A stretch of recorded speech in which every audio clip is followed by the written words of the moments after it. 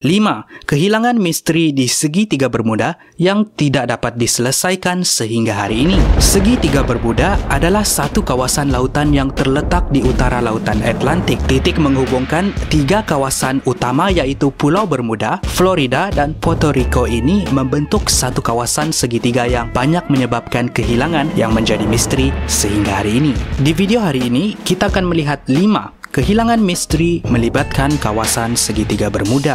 5. Flight 19. Titik bermulanya kawasan segitiga Bermuda mendapat perhatian masyarakat dunia adalah semasa kehilangan Flight 19 pada tahun 1945. Flight 19 adalah satu skuad anak kapal perang Amerika Syarikat yang terdiri daripada 19 juru terbang. Kisahnya bermula apabila skuad ini melintasi ruangan udara segitiga Bermuda untuk satu sesi latihan penerbangan. Apabila kompas yang digunakan oleh mereka gagal untuk berfungsi, Kapten skuad Flight 19, Lieutenant Charles Taylor sempat menghubungi menara kawalan dan menjelaskan kesulitan peralatan kompas yang mereka hadapi. Tidak sehingga beberapa lama kemudian, menara kawalan terputus hubungan dengan mereka. Bimbang dengan situasi yang dihadapi oleh mereka, menara kawalan menghantar pasukan kapal laut mencari dan menyelamat. Apa yang menjadi semakin misteri, pasukan penyelamat ini pun hilang tanpa jejak. 4.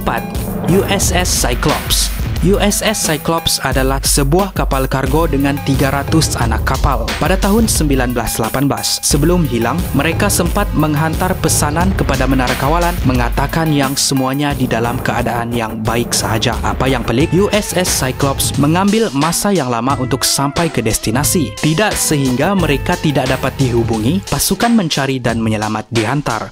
Pelik apabila USS Cyclops tidak dapat dikesan dan hilang begitu sahaja. Insiden ini adalah satu kehilangan terbesar yang pernah terjadi di kawasan segitiga Bermuda. 3. Witchcraft. Tiada siapa yang sangka percutian dua beranak Dan Burek dan Patrick Horgan berakhir dengan kehilangan mereka di kawasan misteri ini. Mereka menaiki sebuah kapal laut mewah yang diberi nama Witchcraft. Malangnya, hanya beberapa batu daripada persisiran pantai, kapal laut mereka mengalami masalah. Dan Burek menghubungi menara kawalan dan meminta bantuan. Apabila bantuan sampai 19 minit selepas panggilan daripada mereka, pasukan mencari tidak menjumpai kapal tersebut. Apa yang pelik, Witchcraft adalah sebuah kapal mewah yang canggih lengkap dengan ciri-ciri keselamatan yang tidak pernah mengalami kerosakan sebelum ini. Kehilangan mereka kekal misteri sehingga hari ini. 2. Flight DC-3. Desember 28, 1948, pesawat komersial DC-3 ataupun Douglas Dakota 3 berlepas dari lapangan terbang Juan di Puerto Rico menuju ke Miami. Selepas 20 minit berlepas, menara kawalan terputus hubungan dengan DC-3 dan disahkan hilang. Pasukan mencari dan menyelamat dihantar untuk mencari namun pencarian gagal. Lokasi terakhir pesawat adalah 50 batu daripada lapangan terbang iaitu di kawasan segitiga Bermuda. Flight DC-3 hilang bersama 50 penumpang dan 3 orang anak kapal. 1. Trislander. Ini adalah kehilangan yang terakhir dicatatkan di kawasan ini. Trislander disahkan hilang pada 15 Disember 2008, hanya selepas 35 menit berlepas. Apabila hilang dari radar, percubaan menghubungi gagal. Pencarian besar-besaran dilakukan, namun usaha mereka gagal.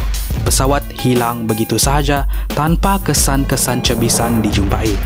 Ada yang percaya pesawat ini terhempas di kawasan Pulau Caicos.